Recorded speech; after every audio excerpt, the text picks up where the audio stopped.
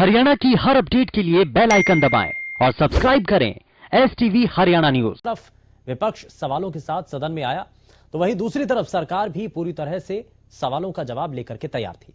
इस बीच मुख्यमंत्री ने प्रदेश के युवाओं के लिए एक के बाद एक कई तोहफे का ऐलान भी किया। कैसे और किस रूप में थे, इस रिपोर्ट के जरिए आप देखिए।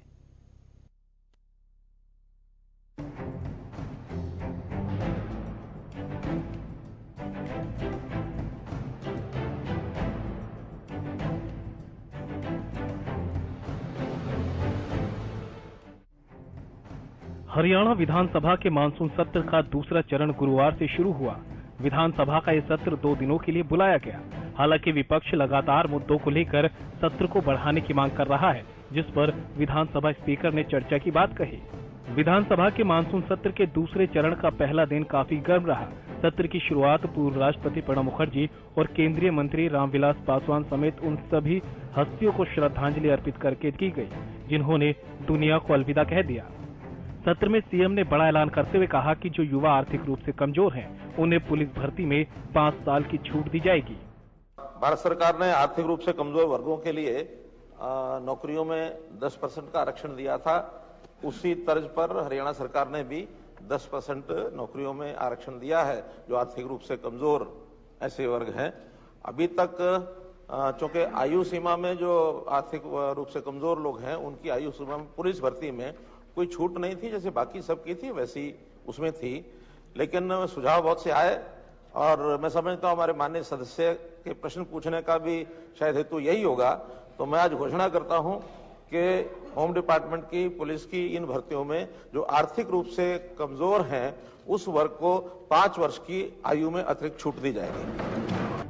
बाढ़ड़ा से विधायक नैना चौटाला ने बेटे दुष्यंत से सवाल करते हुए पूछा कि बाढ़ड़ा को उपमंडल का दर्जा देने की बात तो कह दी गई, लेकिन वहां बिल्डिंग का निर्माण अभी तक शुरू नहीं किया गया। स्पीकर सर, मैं आपके माध्यम से मंत्री जी से पूछना चाहूंगी। मुझे अभी सीएम साहब भी कह रहे थे कि आप ये क्वेश्चन घर में ही पूछ लेते, पर बहुत सारी बातें हैं जो मुझे लगता है यहाँ पूछो तो उनका असर पड़ेगा, क्योंकि बाढ़ड़ा जो है सीएम साहब ने 3 साल पहले आपने उसको उपमंडल का दर्जा दिया था, पर आज तक बाढ़ड़ा में ना तो जमीन एक्वायर की, ना वहाँ बिल्डिंग बननी स्टार्ट हुई। तो मैं तो आपके माध्यम से स्पीकर सर पूछना चाहूंगी, क्या जमीन एक्वायर करके हमें उपमंडल की बिल्डिंग मिलेगी या नहीं मिलेगी? क्योंकि बाढ़ड़ा हल्का पूरे हरियाणा में एक ऐसा हल्का है जिसके लिए उसको दादरी भी जाना पड़ता है, पब्लिक हेल्थ के लिए भिवानी जाना पड़ता है और बहुत सारे काम खुद बाढ़ड़ा में करने पड़ते हैं। तो एक ही हल्के में 2 DSP, 2 SDO, SDM अलग अलग, मतलब समझ ही नहीं आता कि हल्का मतलब कहाँ क्या करें उसका। तो जब हमारा उपमंडल बन जाएगा तो मुझे लग रहा है बहुत सारे काम जो है वो बाढ़ड़ा में होने स्टार्ट हो जाएंगे। तो विधायक नैना चौटाला के सवालों का जवाब देते हुए डिप्टी सीएम दुष्यंत चौटाला ने कहा कि उन्हें अगर जमीन मुहैया करवा दी जाएगी तो वहां पर बिल्डिंग निर्माण का काम शुरू कर दिया जाएगा। जहाँ तक कंस्ट्रक्शन की बात है, क्योंकि बाढ़ड़ा की पंचायत जो है उसके पास सब डिवीजन बनाने के लिए सफिशिएंट लैंड नहीं है और उसके लिए गवर्नमेंट को लैंड की जरूरत है। हमने 4 मेजर सड़कें बाढ़ड़ा से निकलती है, चारों के ऊपर ई भूमि पर डाल दिया है कि लैंड अगर कोई किसान देना चाहता है तो सरकार उसको न्यूनतम मूल्य पर उसको परचेज करने को तैयार है। मैं अश्योर करता हूं कि अगले 6 महीने के अंदर अंदर ई भूमि के माध्यम से हम लैंड एलोकेट भी कर लेंगे, एक्वायर भी कर लेंगे और उसके आगे का जो प्रोसेस है उसको स्टार्ट करेंगे। सत्र में ओवरलोडिंग और कृषि कानूनों को लेकर गहमा गहमी भी देखने को मिली। साथ ही सत्र को बढ़ाने की मांग भी की गई। 2 दिन का सेशन क्या मतलब हुआ? 3 दिन, 4 दिन, 5 दिन, लोग इतने इश्यूज हैं, इतनी समस्याएं हैं, इतने गंभीर मामले हैं, 2 दिन में आप मतलब क्यों? निश्चित तौर पर आपने ये विषय रखा था और मैंने आपसे निवेदन किया था कि क्योंकि कल हमारे पास बहुत समय है, हम तीसरी सिटिंग भी तीसरी हम 2 सिटिंग के पश्चात तीसरी सिटिंग भी कर सकते हैं। और इस जो कल क्योंकि अंतिम दिन है, इसको किसी भी समय तक बढ़ा सकते हैं, जितना मर्जी विधायी कार्य करने का नहीं, विधायी कार्य जितना होगा कंप्लीट करके, ये विधायी कार्य कंप्लीट करके ही खत्म करेंगे। किसान जो है ना, बर्बादी के कगार पे जा जो रहे हैं। भी मुद्दे होंगे उनके ऊपर नियमानुसार डिस्कस करेंगे, पूरा डिस्कस करेंगे। ये जो नए एक्ट आए हैं ये प्रदेश के किसान को बर्बाद करने वाले हैं। नेता प्रतिपक्ष भूपेंद्र सिंह हुड्डा के सवाल पर खुद विधानसभा अध्यक्ष ज्ञानचंद गुप्ता ने कहा कि सत्र बढ़ाने पर जरूर चर्चा की जाएगी। तो वहीं कैबिनेट मंत्री कंवरपाल गुर्जर ने कृषि कानूनों के मुद्दे पर भूपेंद्र हुड्डा पर निशाना साधते हुए कहा कि विपक्ष कानूनों को लेकर भटकाने का काम कर रहा है। अध्यक्ष महोदय, ये 3 बिलों पे पकाने का काम कर रहे हैं, ये केवल पकाने का काम कर रहे हैं। अगर आपके पास कोई तथ्य है, अगर आपके पास कोई तथ्य है ना, आप रखो तथ्य।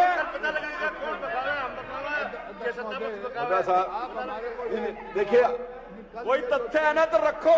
अभी तक ना मैंने आपने आपकी कोई बात, आपने कहा कि कल चर्चा करेंगे, इस पे कोई बात देखी। आप केवल ये ड्राई रह गए, सत्यानाश कर देगा। आप बताओ ना, कोई कारण क्या कमी है? सदन से कांग्रेस की वो तस्वीर भी सामने आई जिसमें भूपेंद्र सिंह हुड्डा और किरण चौधरी सदन का वॉकआउट कर सदन से बाहर जाते दिखे। विधानसभा के सत्र का पहला दिन काफी हंगामेदार रहा, जहां एक तरफ विपक्ष सरकार को घेरने के मकसद से पूरी तरह से तैयार होकर आया था, वहीं दूसरी तरफ सरकार भी सवालों का जवाब देने के लिए पूरी तरह से तैयार थी। Bureau report, Haryana news.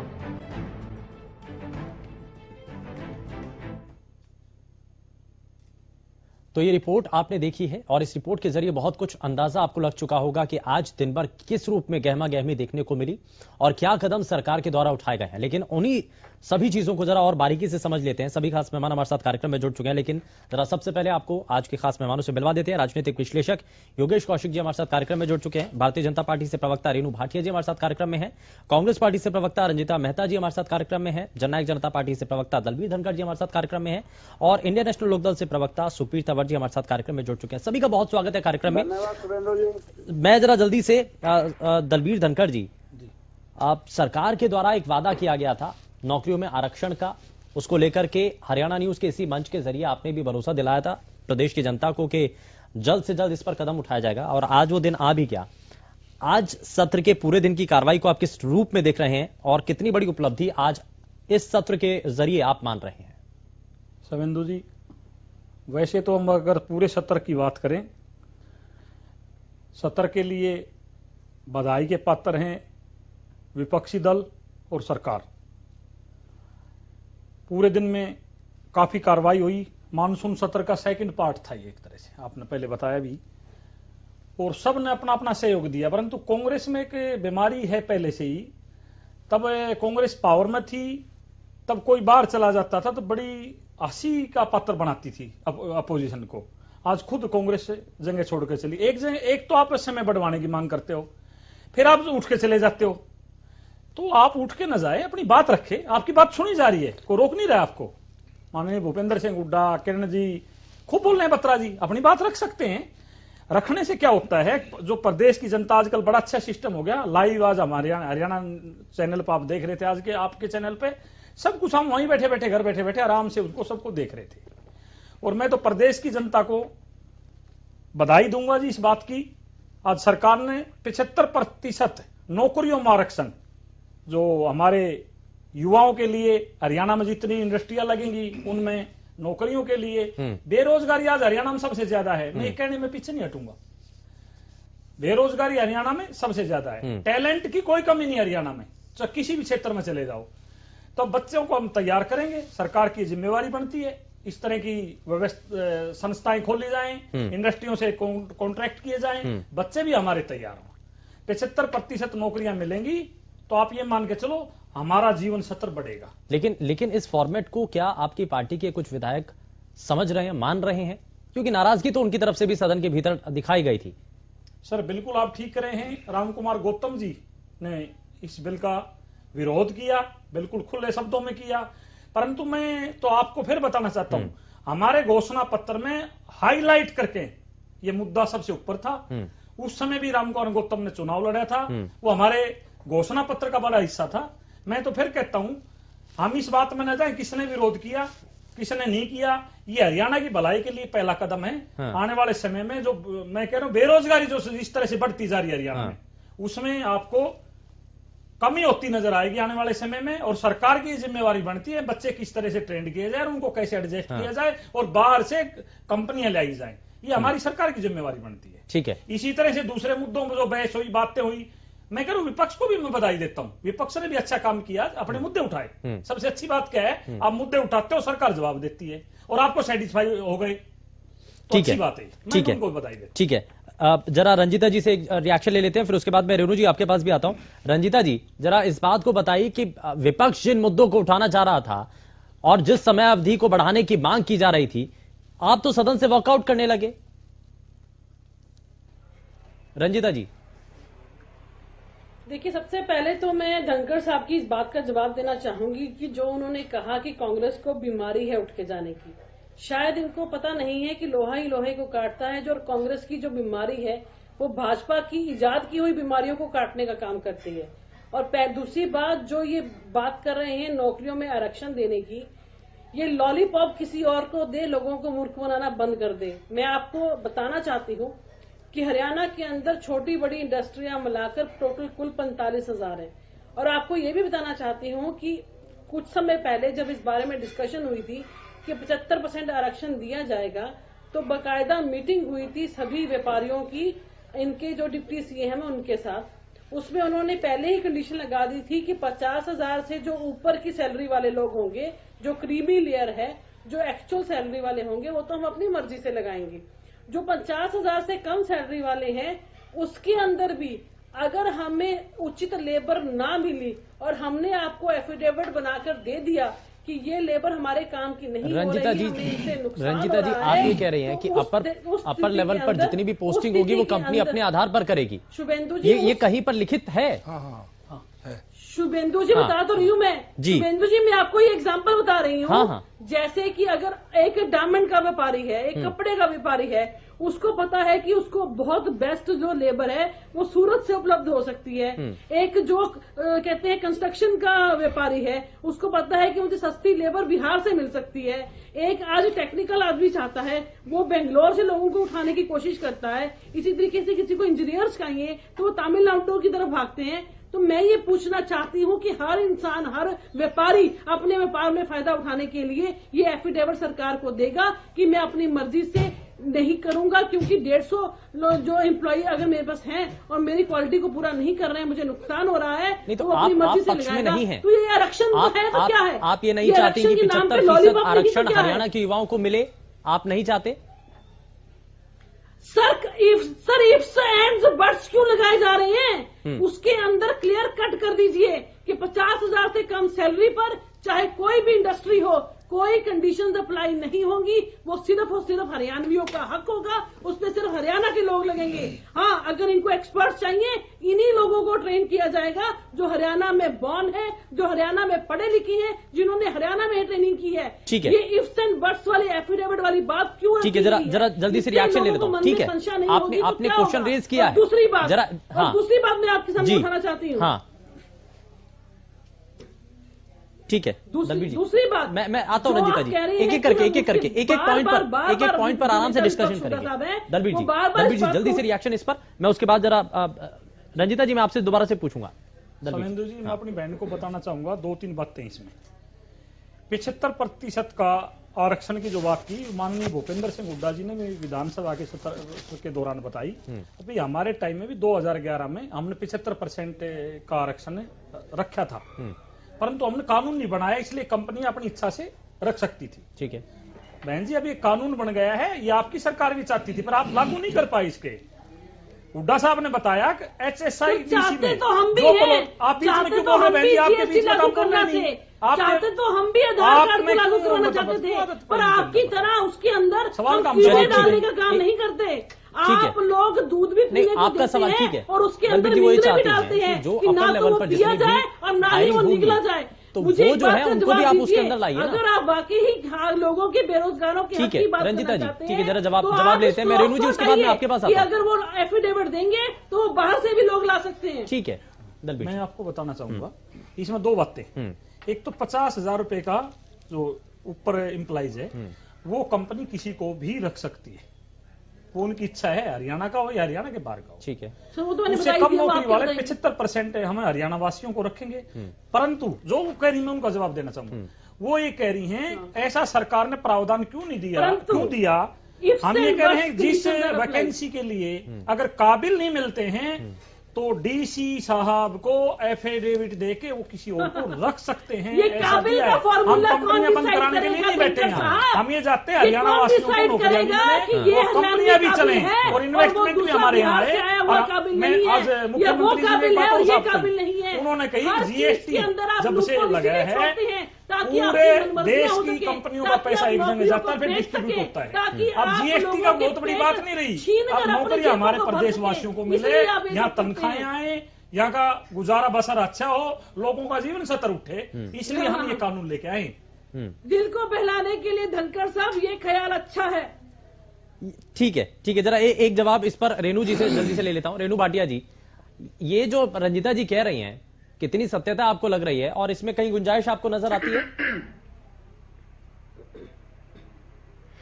देखिए शुभेंदु, मैंने रंजीता जी को भी सुना और धनखड़ जी ने जिस तरह से उनको जवाब दिया उनको भी सुना, लेकिन मैं रंजीता जी की जो ये टॉप वॉइस रेज कर रही हैं, काश इन्होंने अपनी सरकार के समय के 10 वर्षों में रेज की होती, क्योंकि रंजीता जी का दिमाग बहुत शार्प है। इन्होंने जो पॉइंट्स बोले वो बड़े शार्प बोले, लेकिन धनखड़ जी ने रिप्लाई दिया कि 75% आपकी सरकार भी चाहती थी मगर किया नहीं, उन्होंने अप्लाई नहीं कर पाए क्योंकि कांग्रेस की नीयत कभी अप्लाई करने की हुई नहीं। आप देखिए 70 सालों में गरीबी हटाएंगे कहते तो रहे, नॉर्म्स भी बनाए, कभी कानून नहीं बनाया क्योंकि गरीब। एक सेकंड सुनिए, आपका मैंने बड़ी शांति से सुना, रंजीता मेरी छोटी बहन, आपको मैंने बड़ी शांति से सुना। नहीं शुभेंदु, मुझे बोलने दीजिए, आप सुनिए तो सही, ठीक है सुनिए तो सही ना, आप पूरा बोलने तो दीजिए ना। आपने सवाल किया, रंजीता पूरा जरा जवाब बात है, दिस इज रॉन्ग, बोलने दीजिए पूरा। तो कहने का अभिप्राय ये है कि you have a very sharp mind but you never try to apply it now.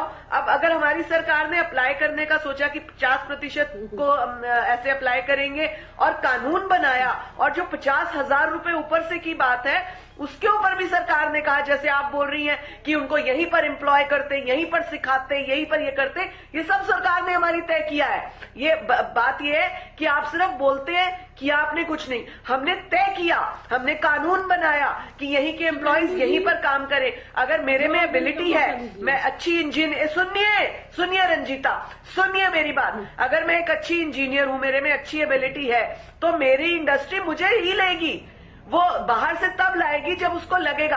काबिल की डेफिनेशन आप पूछ रही थी, काबिल की डेफिनेशन तब होती है जब 10 साल में कांग्रेस ने किसी को काबिल बनाने की कोशिश की होती, डिफरेंट जो है स्किल मैनेजमेंट के कोर्सेज कराए होते, डिफरेंट स्किल इंस्टीट्यूट खोले होते। तो हमारे हरियाणा के जिस प्रकार धनखड़ जी ने कहा कि हमारे हरियाणा के लड़कों में, बच्चों में, किसी भी युवा में कोई क्षमता की कमी नहीं है, लेकिन आपने कुछ ऐसा किया नहीं। लेकिन हमारी सरकार ने वही सिस्टम स्टार्ट किया है कि पहले हमारे हरियाणा के बच्चों को प्रायोरिटी मिले, पहले हमारे हरियाणा के बच्चे छोटे लेवल की नौकरी से लेकर टॉप लेवल की नौकरी तक जाए। तो इसलिए नहीं, इसमें रेणु जी इसमें सीमा क्यों इसमें लगा दी गई है? मैं ठीक है, इसमें सीमा क्यों लगा दी गई है? आप 50,000 से ऊपर की अगर कोई सैलरी पर कोई भी अपॉइंट किया जाता है तो ऐसा क्यों, उसमें ये बार क्यों लगा दिया गया? रेणु जी देखिए, ये इफ्स एंड बट्स जो रंजीता जी काउंट कर रही है ना, ये सुनिए शिवेंदु, जो इफ एंड बट्स की काउंटिंग रंजीता जी कर रही है ना, ये हमारी सरकार ने इफ्स एंड बट्स नहीं लगाए थे, इफ्स एंड बट्स इनकी सरकार ने लगाए थे। बिकॉज तो आप आपकी सरकार है, आप चेंज कर दीजिए, आप बदल दीजिए और ना देने की उनके, आप बदल दीजिए ना, या तो आप आपको जवाब नहीं आता, वही तो चेंज है, नॉलेज लेके वही तो चेंज है। जवाब दीजिए।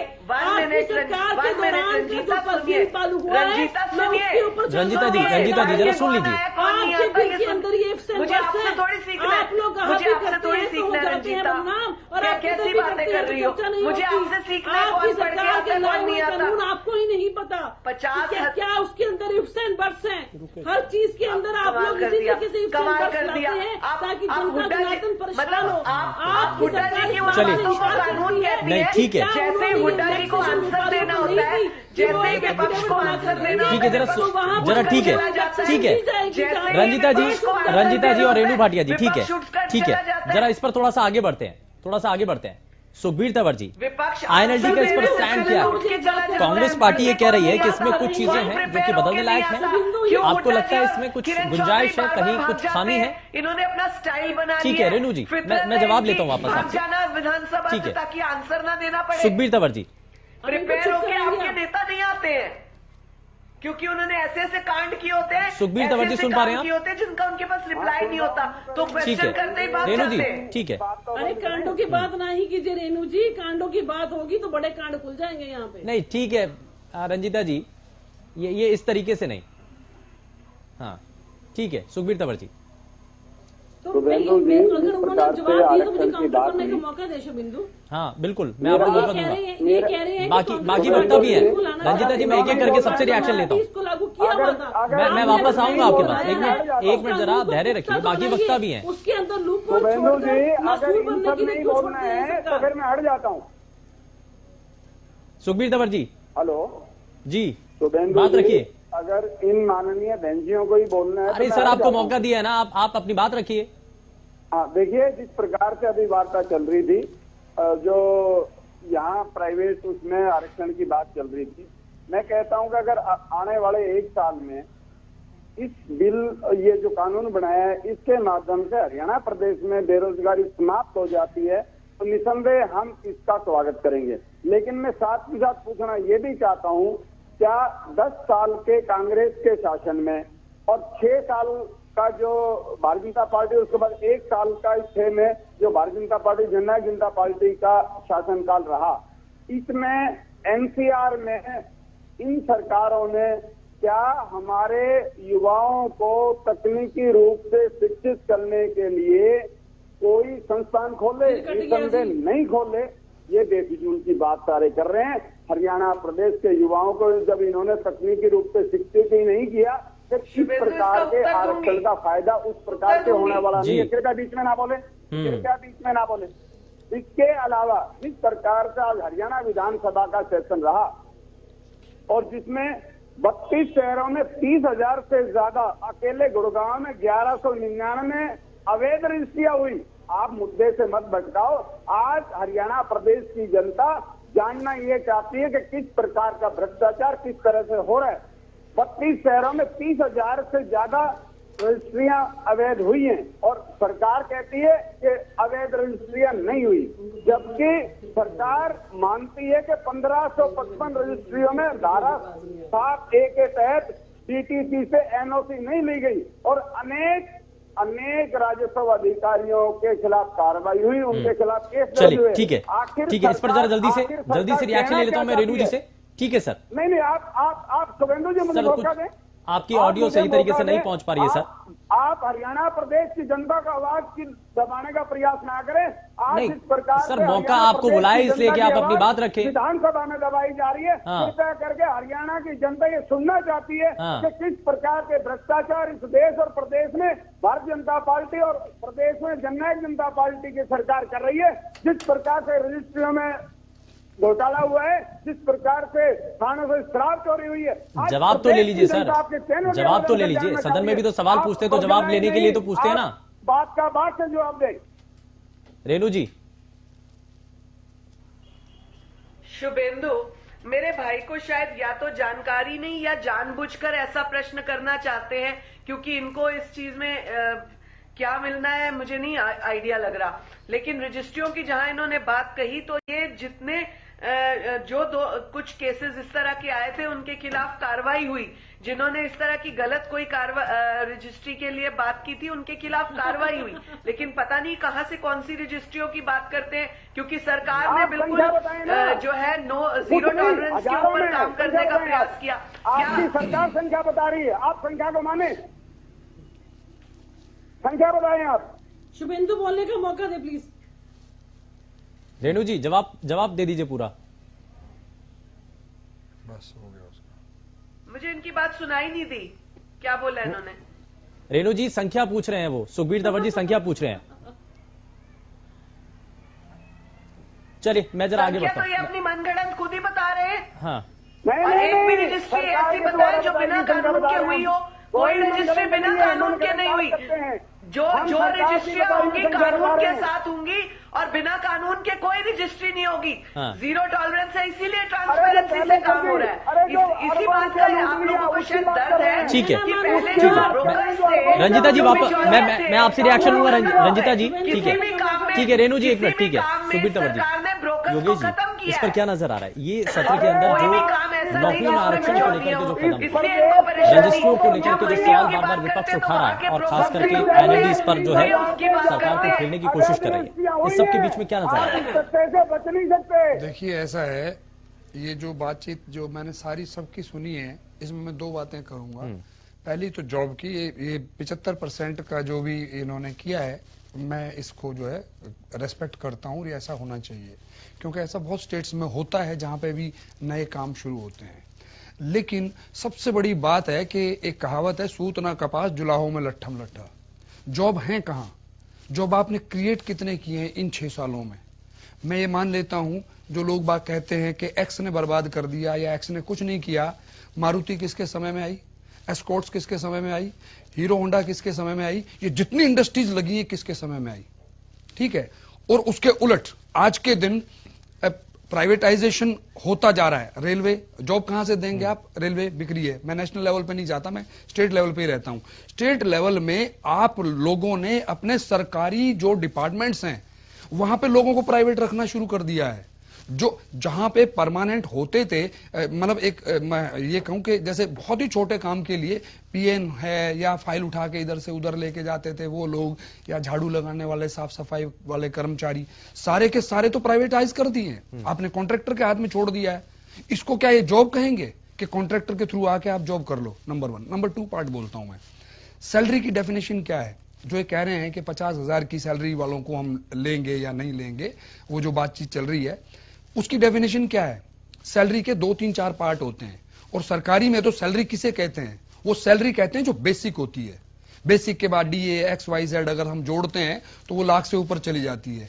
तो हर एक के पास आपने एक लूप होल दे दिया है कि अगर आप भर्ती करना चाह रहे हैं हरियाणा के तो आप 50 से नीचे बेसिक दिखा दो और फिर और बेनिफिट्स दे दो।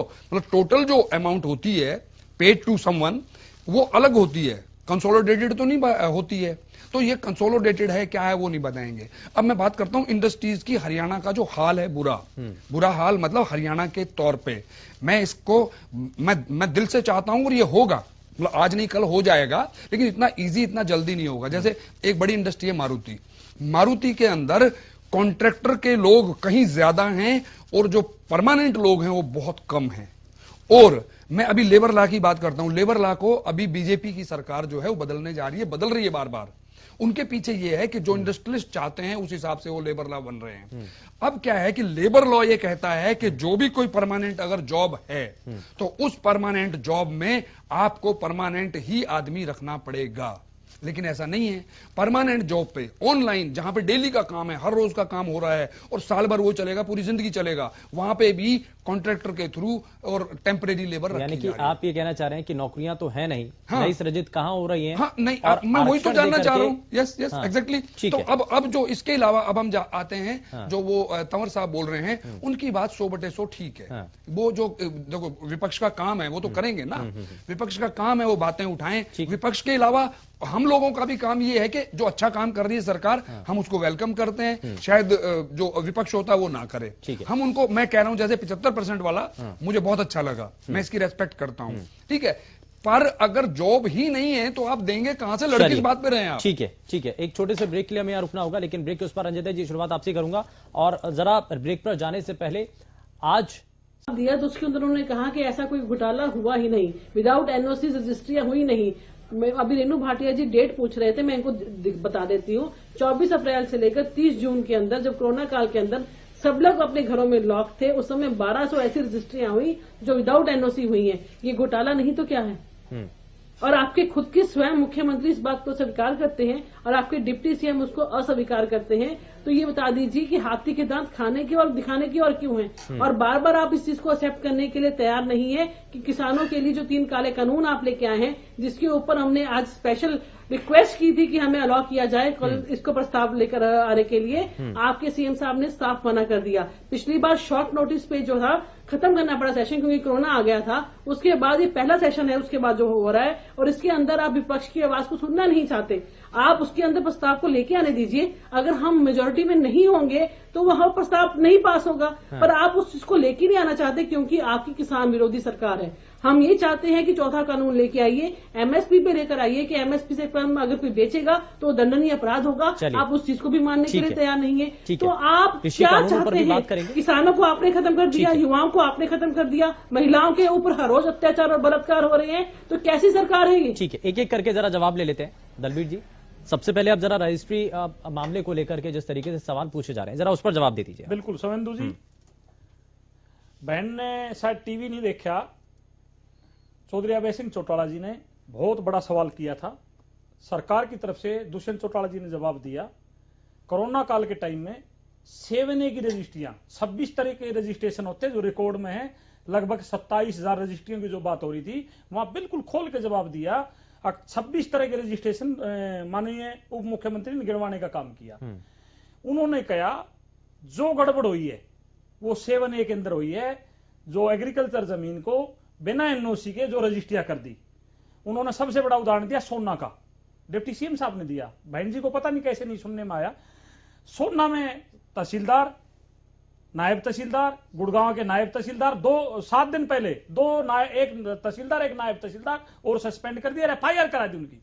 ये सरकार ने मान्य है, माननीय उप मुख्यमंत्री ने ये बात माननी है सदन के अंदर। नंबर 1।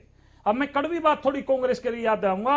2004 में माननीय ओम प्रकाश चौटाला जी एक प्रोजेक्ट लेके आए थे मानेसर के अंदर। इनकी पैसा नीचे से लेकर ऊपर तक कहां बटा? उस बात का जवाब दीजिए। इनकी बड़ी आदत है, बहुत खराब आदत है बीच में बोलने की। मानेसर के अंदर चलो काम की ओर कौशिक जी, हम तो लोगों की आवाज उठाएंगे। अगर आपको आवाज नहीं मंजूर है तो कान बंद कर लीजिए। सेक्शन 4 और 6 के नोटिस चौधरी ओम प्रकाश चौटाला दे के गए थे, चलो काम की ओर। वहां ऐसी मकान बनने थे जो मजदूर वहीं के वहीं काम पर जाते, उनको मकान मिलते, उनका पैसा खर्च नहीं होता आने जाने के लिए, ट्रांसपोर्ट पर दिक्कत नहीं होती, रोड पर दिक्कत नहीं होती, भीड़ नहीं बढ़ती। वो जमीन प्राइवेट बिल्डरों को चौधरी भूपेंद्र सिंह हुड्डा जो इस दुनिया का सबसे बड़ा प्रॉपर्टी डीलर है, उन्होंने देने का काम किया। अब उस जमीन आपसे पूछा गया है हिस्ट्री के घोटालों के बारे में।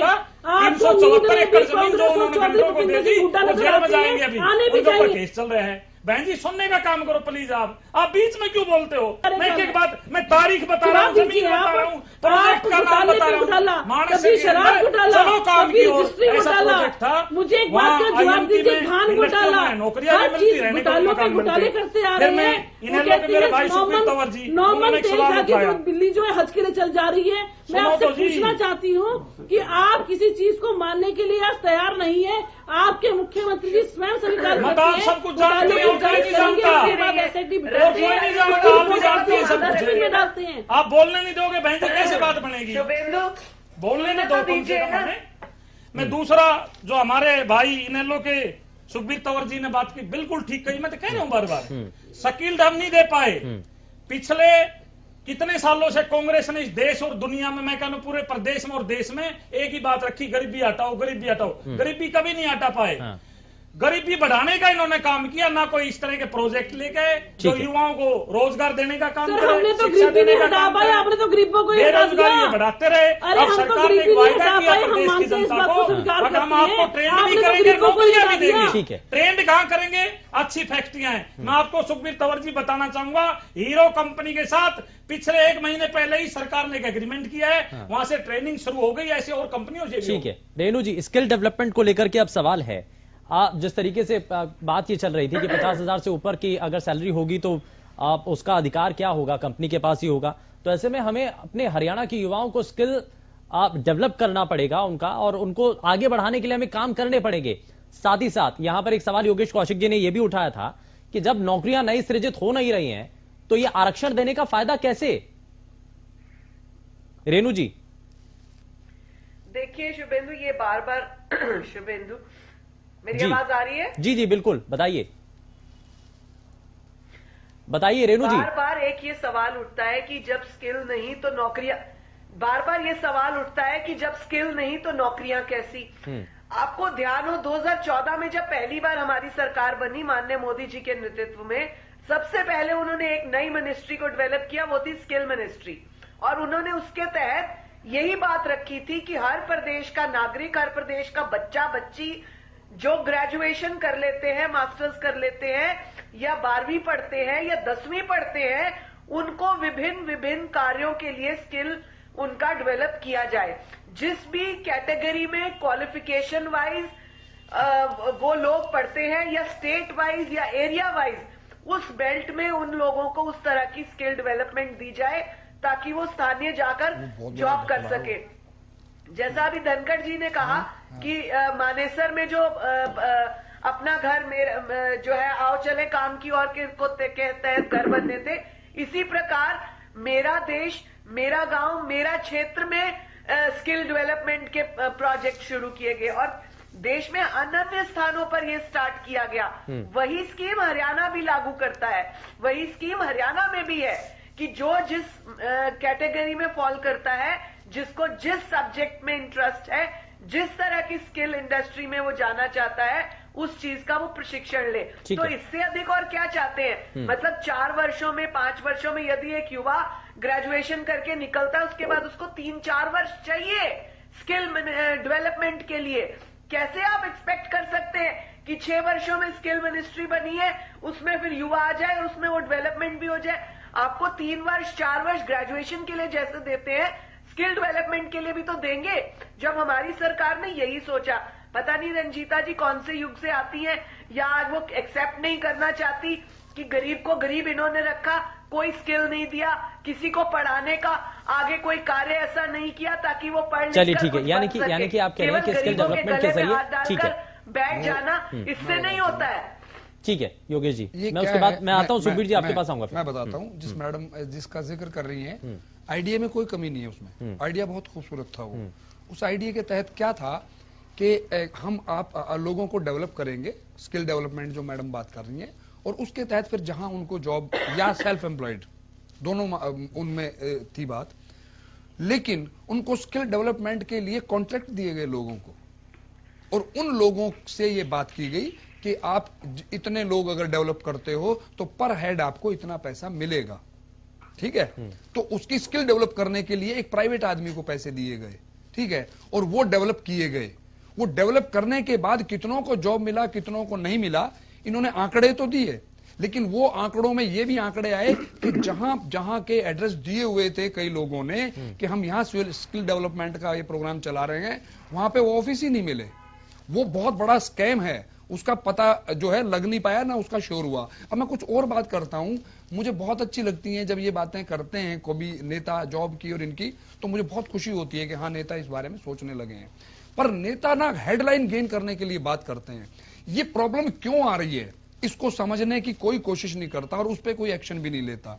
मेरा मानना यह है कि ये जितनी प्रॉब्लम्स हमारी, बहुत सारी प्रॉब्लम, एक नहीं सैकड़ों प्रॉब्लम्स हमारी जो जनसंख्या है उससे जुड़ी हुई है। अब आप जनसंख्या हमारी इतनी हो गई, हमारे टाइम पे मैं बता रहा हूं, हमारे टाइम पे बाहर निकलते ही नौकरी मिलती थी।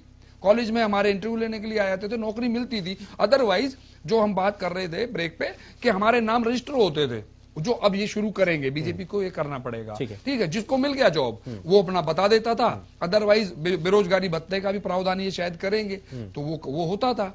तो ये सारी की सारी चीजें करने के साथ साथ इनको मेरे हिसाब से मेन जो रूट कॉज जिसका है वो है जनसंख्या, उसके ऊपर। और मुझे यकीन है मोदी जी ने शोर मचाया था, धीरे से हल्का सा छोड़ के देखा था सुर्रा, वो करेंगे जरूर। और अगर वो करने में कामयाब हो गए तो तब मैं ये गारंटी ले सकता हूं कि शायद 10-15 साल में फिर जो है वो काबू आ जाएगा सारा काम। ठीक है, सुखबीर जी कुछ कहना चाह रहे हैं, जल्दी से रिएक्शन, फिर उसके बाद मैं दलबीर जी आता हूं आपके पास। शुभेंदु जी, जिस प्रकार से अभी हमारे भाई दलबीर धनखड़ जी ने और भारतीय जनता पार्टी की प्रवक्ता ने जो बात करी, विषय ये नहीं है कि किसी प्राइवेट कंपनी क्या ट्रेनिंग दे रही है। मेरा सवाल इन दोनों से ये था, और बल्कि तीनों से, कांग्रेस से, बीजेपी से और जेजेपी से, कि विगत के 16 साल में कितना सरकारी स्तर पे युवाओं को तकनीकी स्तर पर एक डिग्री देने के लिए या डिप्लोमा देने के लिए क्या प्रयास है और कितने संस्थान खुले। इसके अलावा मैं अपना खुद का उदाहरण आपको बताता हूं, जो स्किल डेवलपमेंट माननीय मोदी जी के आने की बात कर रहे हैं।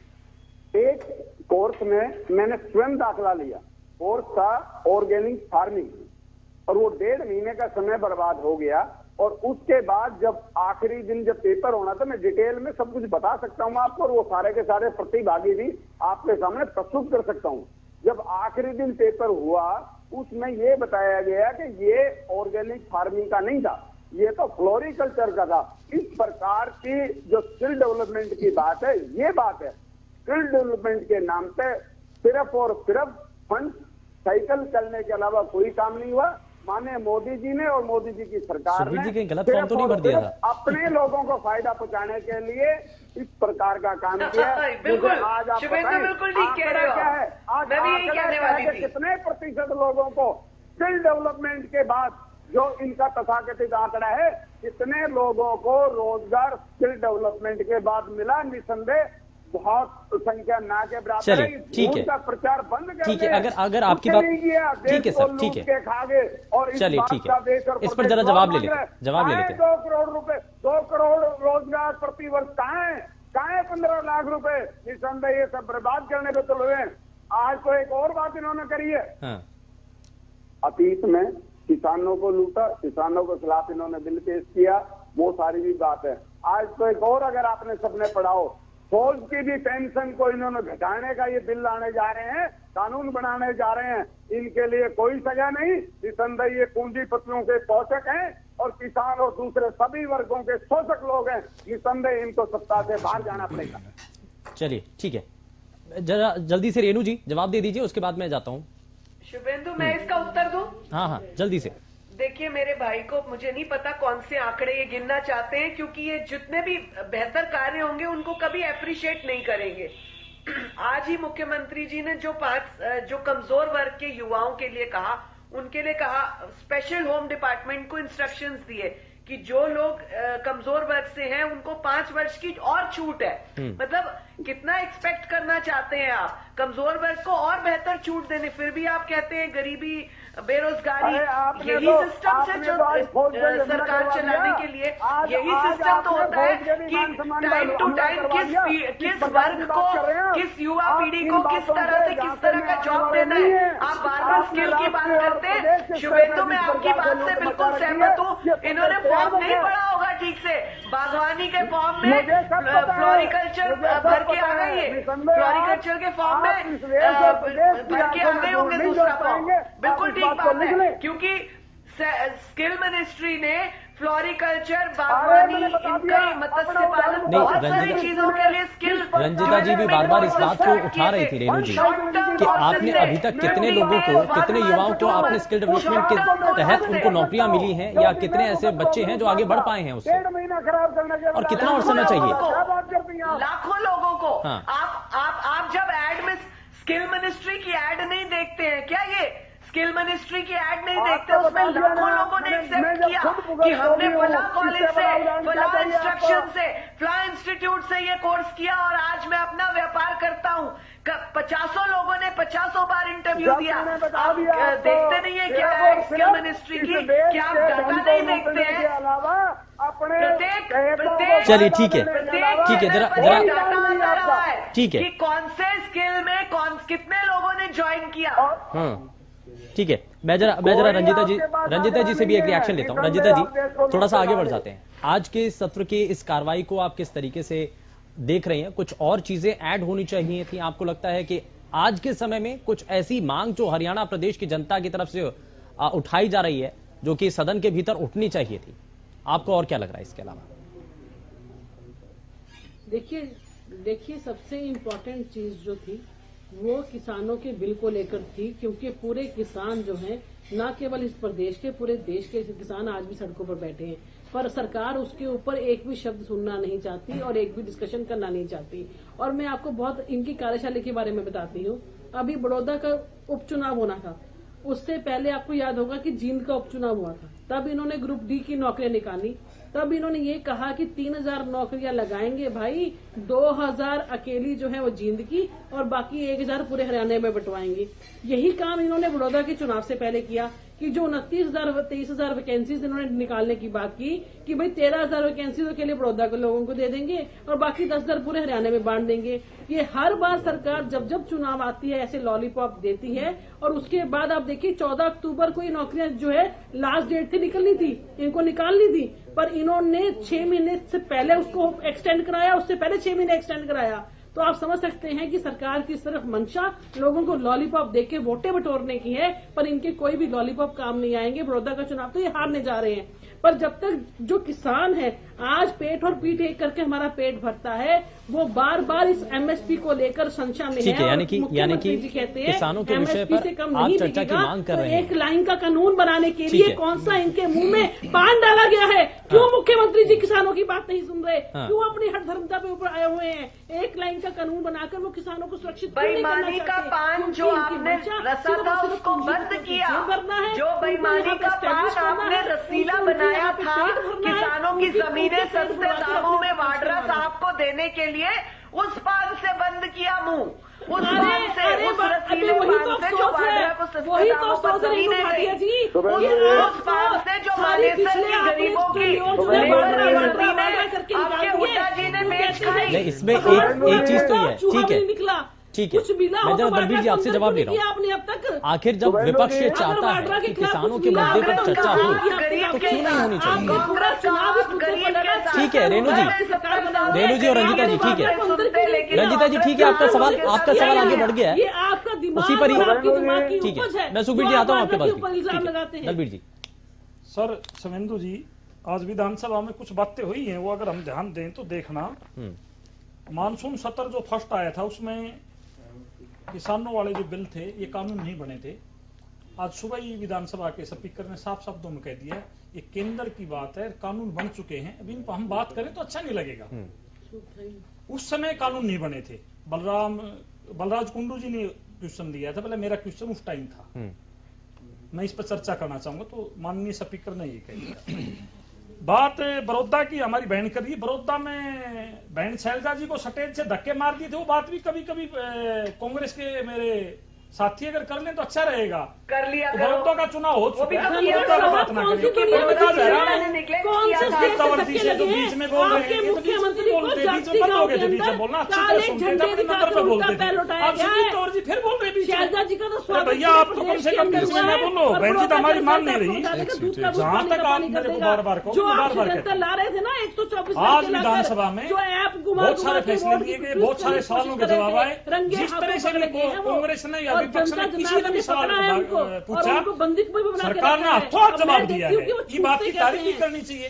और जहां तक मैं कह रहा हूँ, 2 फुट के आलू उगाने वाले लोग, लाल और हरी मिर्च के बारे में ना जानने वाले लोग कम से कम किसानों की बात ना करें। कांग्रेस में मैं फिर कहता हूँ, माननीय भूपेंद्र सिंह हुड्डा के बेटे, वो तो लोकसभा में रिकॉर्डेड है, क्या कहते थे, 2 फुट के आलू।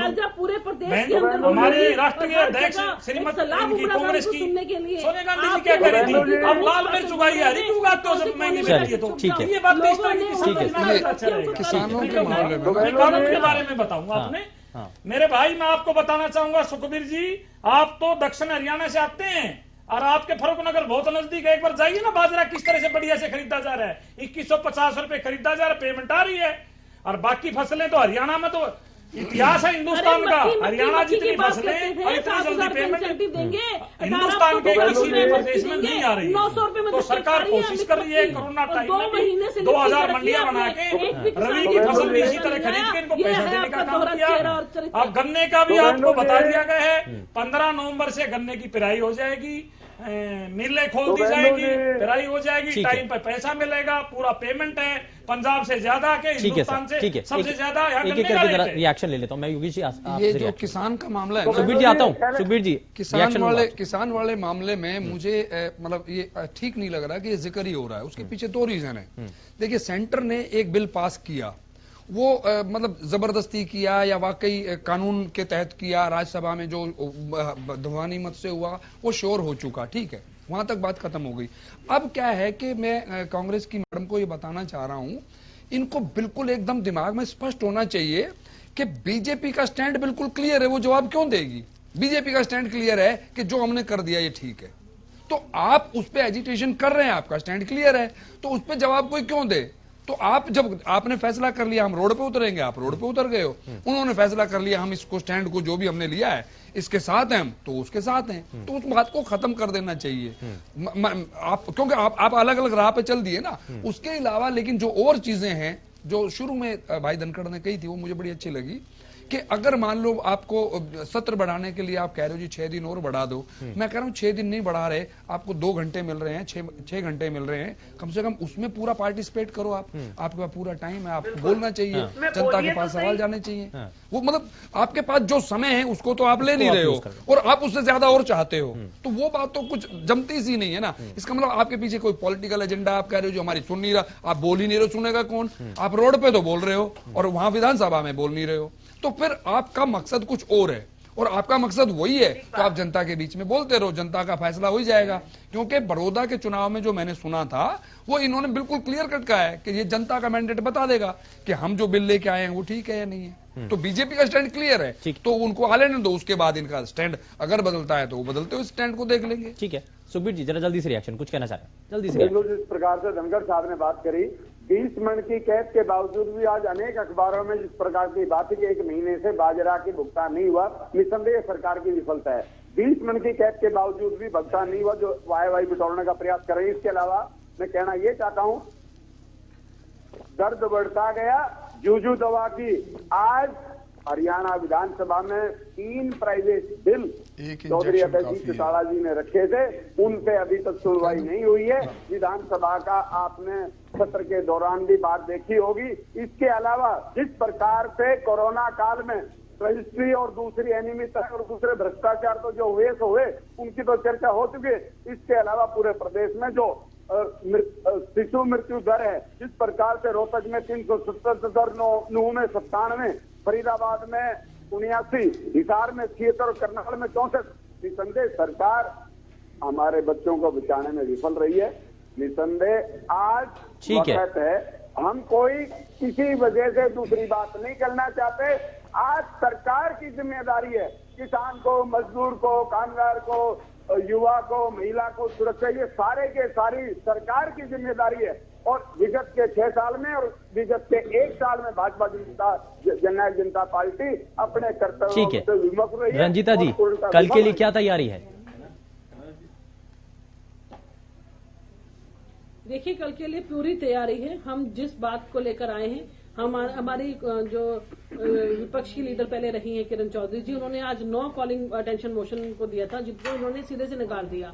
पर किसानों के मुद्दे को लेकर, रजिस्ट्री के घोटाले के मुद्दे को लेकर और बेरोजगारी के मुद्दे को लेकर ऐसे बहुत से मुद्दे हैं जिस पर हम चुप नहीं बैठेंगे और हम दरखास्त करेंगे सरकार से कि टाइम बढ़ाया जाए। क्योंकि पहले ही हमने जो फर्स्ट मानसून सेशन था वो इतना शॉर्ट हुआ कि लोग अपनी बात कर ही नहीं पाए, तो पूरे 90 इलाकों के लोगों के प्रतिनिधियों ने बोलना है। इसलिए हम गुजारिश करते हैं कम से कम 2 से 3 दिन इस सेशन को बढ़ाया जाए ताकि सब लोग अपनी बात रख सके, अपने एरिया की बात रख सके। और सबसे इम्पोर्टेंट बात जो है किसानों की है, तो चौथा कानून एमएसपी को लेकर है, उसके ऊपर हम आज भी अड़े हुए हैं कि सरकार उस कानून को लेकर आए ताकि मांग करते हुए सदन से वॉकआउट कर जाएंगे, बच पाए, उसका जो संशय है वो उसको समझ में आ सके।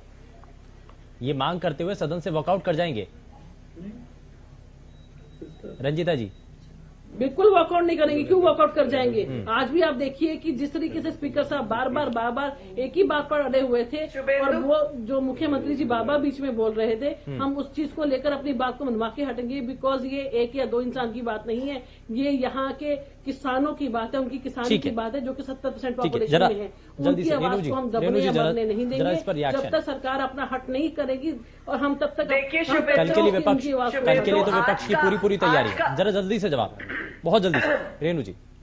आज का भी जो सेशन था बहुत अच्छे से गया और ज्ञानचंद जी ने बार ये बात कही कि हमारे पास एम्पल टाइम है, आप जितने प्रश्न रखना चाहते हैं मैं सभी प्रश्नों को पूरा करने के बाद उठूंगा। बार उन्होंने ये बात रखी, लेकिन कांग्रेस की मंशा सदन के अंदर बोलने की नहीं है। एक तरफ ये खर्चों को बचाने की बात करते हैं, दूसरी जगह बहुत सारे प्रश्नों का हल मिल सकता है। तो चलिए ठीक है, बहुत शुक्रिया सभी का कार्यक्रम में शामिल होने के लिए, अपना समय देने के लिए। लेकिन जरा कार्यक्रम के शुरुआत में हमने जो सवाल आपके सामने रखा था, जरा एक बार फिर से वो सवाल आपके समक्ष रखते हैं और आपको बताते हैं, एक बार फिर से दिखाते हैं कि वो सवाल क्या था। सवाल ये कि कृषि कानून पर चर्चा को लेकर क्या सदन की अवधि बढ़ानी चाहिए, जिसको लेकर कांग्रेस लगातार मांग कर रही है। हाँ और ना में आपको जवाब देना था। जरा देख लेते हैं जवाब क्या सामने आया है। और जवाब इस वक्त आपकी टीवी स्क्रीन पर, जवाब 95% हाँ में दिया गया है और 5% ना में जवाब दिया गया है। फिलहाल के लिए बस उतना ही। नमस्कार।